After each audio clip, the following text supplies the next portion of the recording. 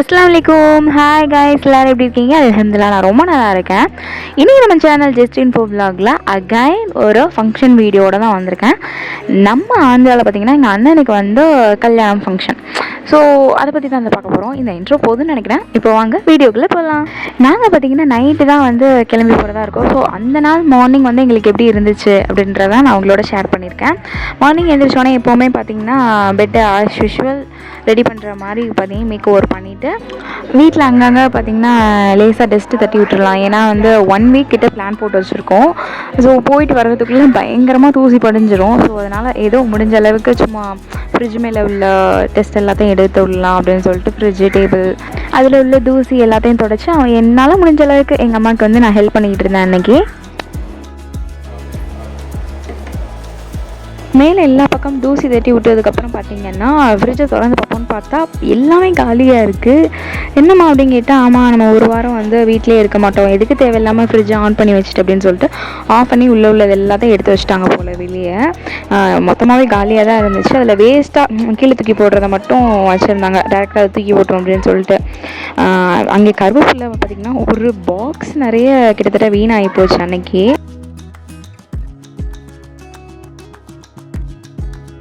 Last ரேக்கில் பார்த்திங்கன்னா syrup, vinegar இந்த மாதிரி ஐட்டம் தான் இருந்துச்சு. இதெல்லாம் வந்து கெட்டு போகாது அப்படின்னு சொல்லிட்டு அதை மட்டும் தனியாக எடுத்து வச்சுட்டாங்க.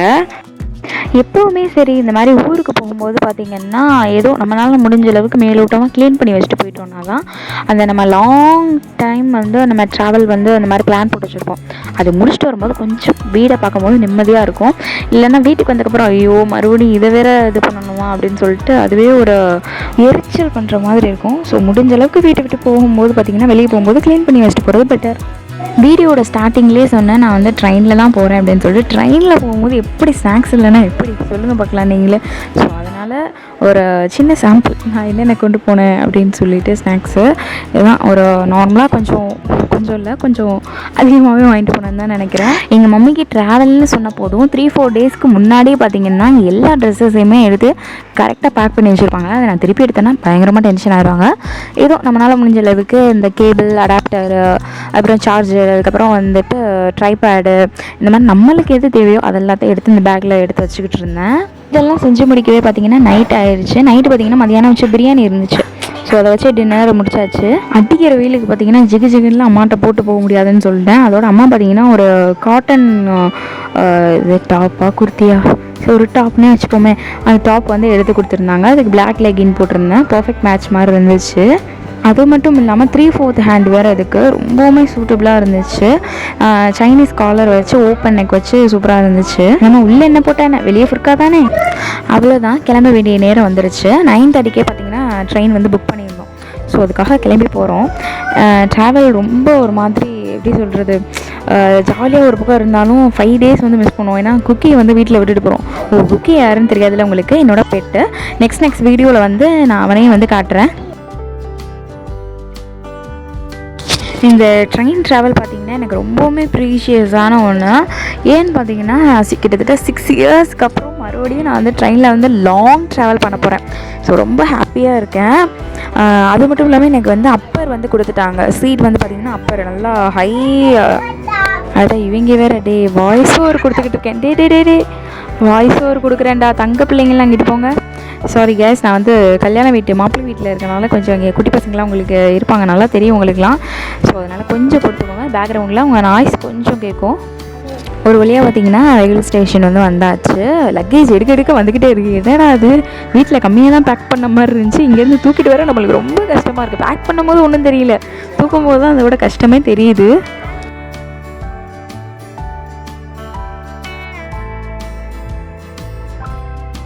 லக்கேஜ் தூக்க ஆரம்பித்து முழுசாக ஒரு 5 நிமிஷம் கூட ஆகலை. ஸ்டேஷன் உள்ளே போனோடனே லக்கேஜ் எப்படா வைப்போம்னு சொல்லிட்டு வாசல்ல விற்க ஆரம்பிச்சிட்டாங்க. என்னங்கடா மட்டும் எல்லாருமே வீக் பாடியாக இருக்கீங்க.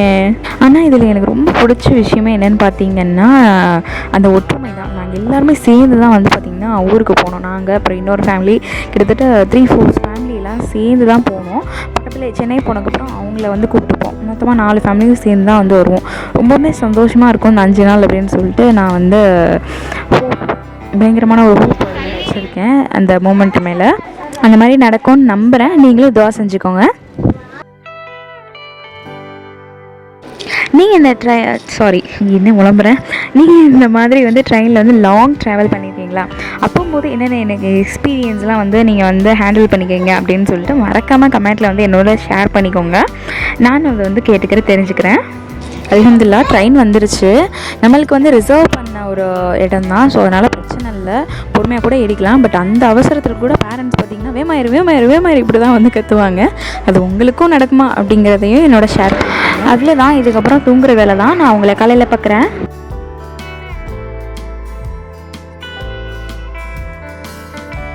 Good morning guys. எல்லோரும் எந்திரிச்சிருப்பீங்கன்னு நம்புகிறேன். மார்னிங் பார்த்திங்கன்னா டேடி வந்து வெளியே வந்து வியூ சூப்பராக இருக்குது அப்படின்னு சொல்லிட்டு இழுதுட்டு போயிட்டாங்க. தரன்னு போய் பார்த்தா எனக்கே அவ்வளோ ப்ளசண்ட்டாக இருந்துச்சு. சீரியஸ்லி காய்ஸ், நீங்கள் ட்ரெயின் ட்ராவல் பண்ணுறீங்கன்னா சின்ன பசங்களாக இருந்தால் பேரண்ட்ஸோட ஹெல்ப்பில் பார்த்தீங்கன்னா இந்த மாதிரி வெளியே கொஞ்சம் செத்த நேரம் நின்று பாருங்கள், உங்களுக்கு அவ்வளோ ஒரு ப்ளசண்ட்டாக இருக்கும். ஹோப் இதுக்கு வந்து நான் கேரண்டி. இடையில இந்த கௌஷிக் வந்தால் அப்படிங்கிற மாதிரி பார்த்தீங்கன்னா இடையில ஒரு ஆறு ஒன்று குட்டியாக வந்துருச்சு. அப்புறம் பார்த்தீங்கன்னா நீங்கள் பாருங்கள், சும்மா மிரல விட்டுருக்கோம். என்னோட ஸ்க்ரீன் பிளேலாம் அப்படிலாம் இல்லை, நிஜமாலே சீரியஸாகவே அந்த வியூ அவ்வளோ அழகாக இருந்துச்சு. இது செங்கல்பட்டில் ஸ்டேஷனில் எடுத்த வீடியோ தான். நாங்கள் பார்த்திங்கன்னா சென்னை டு ஆந்திரா வந்துட்டு பார்த்திங்கன்னா கேப் புக் பண்ணி போகலாம் அப்படின்னு சொல்லிட்டு தான் பிளானிங்.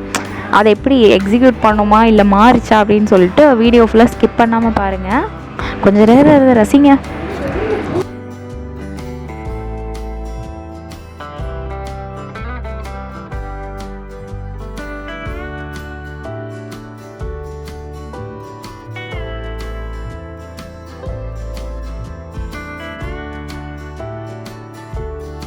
ரசித்ததெல்லாம் போதும். இப்போ நான் வீடியோக்குள்ளே வரலாமா?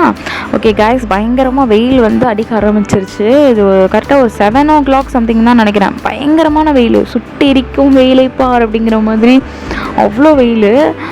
அது வந்து கூவமாறாம். நான் அப்போ தான் வந்து ஃபர்ஸ்ட் டைம் வந்து நேரில் பார்க்குறேன். அங்கே போர்டில் கூட இருக்கும், பார்க்கலன்னா 10 seconds பிஃபோர் போய் பார்த்துட்டு வாங்க. அதுக்கப்புறம் ப்ளே கிரவுண்ட் இதெல்லாம் வந்துச்சு. அதுக்கப்புறம் ஸ்டாப்பே வந்துருச்சு. அதுக்கு நாங்கள் வந்து எக்மோரில் தான் வந்து இறங்கணும். எக்மோர் ரயில்வே ஸ்டேஷனில் இறங்கி அதுக்கப்புறம் கீழே வந்து கேப் புக் பண்ணியிருந்தோம். ஸோ அதுக்கு தான் போகலான்னு பார்க்கும்போது இடையில இந்த மாதிரி ஒரு சம்பவம். எலிவேட்டர் வந்து ஓடலை கைஸ். எதுக்கு எலிவேட்டர் வச்சுக்கணும், நார்மலாக படியே வச்சுருக்கலாமே, அது வந்து ஆன் பண்ணக்கூடாது அப்படின்னு வேறு சொல்லிட்டாங்க அவங்க. ஒரு வழியாக அங்கேருந்து வெளியே எப்படியோ இறங்கி வந்தாச்சு. இங்கே தான் பார்த்தீங்கன்னா எங்களுக்கு ஒரு பக்குன்னு ஒரு சம்பவம் நடந்துச்சு. அது என்னென்னு பார்த்தீங்கன்னா, லக்கேஜ் எல்லாம் வச்சுக்கிட்டு இருக்கும்போது அவங்க நோட்டீஸ் பண்ணாங்க, டிரைவர் இந்த மாதிரி வந்துட்டு, நீங்கள் என்ன 5 பேர் இருக்கீங்க, இது 4 பேருமா அப்படின்னாங்க. என்னங்க சொல்கிறீங்க, நாங்கள் மடியில் கூட ஒரு ஆள் தானே அட்ஜஸ்ட் பண்ணி வந்துடுறோம், பிரச்சனை இல்லை எங்களுக்கு அப்படின்னாங்க. அது எனக்கும் பிரச்சனை இல்லைம்மா, இருந்தாலும் வந்துட்டு எங்களுக்கு வந்து அது ரைட்ஸ் இல்லை, 5 பேர் வந்து நாங்கள் வச்சுட்டு போக முடியாது அப்படின்ட்டாங்க. சரி ஓகேன்னு சொல்லிட்டு அவங்களுக்கு பாவம் தனி கேப் அவங்களுக்கு பிடிச்சி கொடுத்துட்டு அதுக்கப்புறம் நாங்கள் தனியாக தான் வந்தோம். அது மட்டும் கொஞ்சம் டிசப்பாயின்மெண்ட் மாதிரி இருந்துச்சு அந்த டயத்தில். பரவாயில்ல, நாங்கள் ஒரு 2-3 ஃபேமிலி சேர்ந்து போகிறோம்னு சொன்னோம்ல, அவங்களோட தான் வந்து விட்டுட்டு வந்தோம். அவங்களோட வரதுக்கு என்ன ஒரு 10 minutes லேட் ஆகும் வீட்டுக்கு வரதுக்கு, மற்றபடி ஒன்றும் இல்லை. அல்ஹம்துலில்லாஹ் எல்லாருமே ஒரே மாதிரியான கேபில் தான் வந்து சேர்ந்தோம். ஊபரில் தான் நான் வந்து வருவேன். நீங்கள் ஆல்மோஸ்ட் எந்த கேப் வந்து ப்ரிஃபர் பண்ணுவீங்க அப்படின்னு சொல்லிட்டு மறக்காம என்னோட கமெண்ட்டில் வந்து ஷேர் பண்ணிக்கோங்க.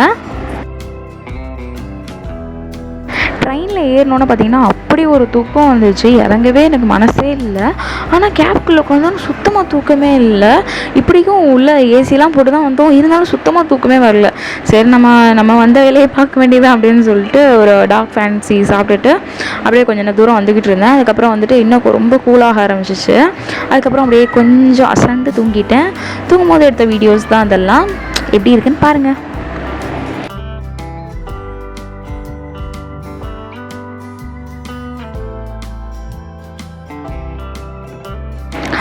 எனக்கு பார்த்தீங்கன்னா வீடு வந்து சேர்கிறதுக்கு பார்த்தீங்கன்னா 3.5 to 4 hours ஆயிடுச்சு. போது போய்கிட்டே இருக்குது. இத்தனைக்கும் பார்த்தீங்கன்னா ஓரளவு மீடியமானதை விட கொஞ்சம் ஹை ஸ்பீடில் தான் வந்து போகணும். எங்களுக்கு வந்துட்டு இந்த மாதிரி லோக்கலில் போகாதீங்க, இந்த மாதிரி வந்துட்டு அவுட்வேல வந்ததுக்கப்புறம் அந்த மாதிரி போங்க அப்படின்னு சொல்லிட்டு அவுட்வேல வந்ததுக்கப்புறம் கொஞ்சம் ஃபாஸ்ட்டாக தான் போனார்.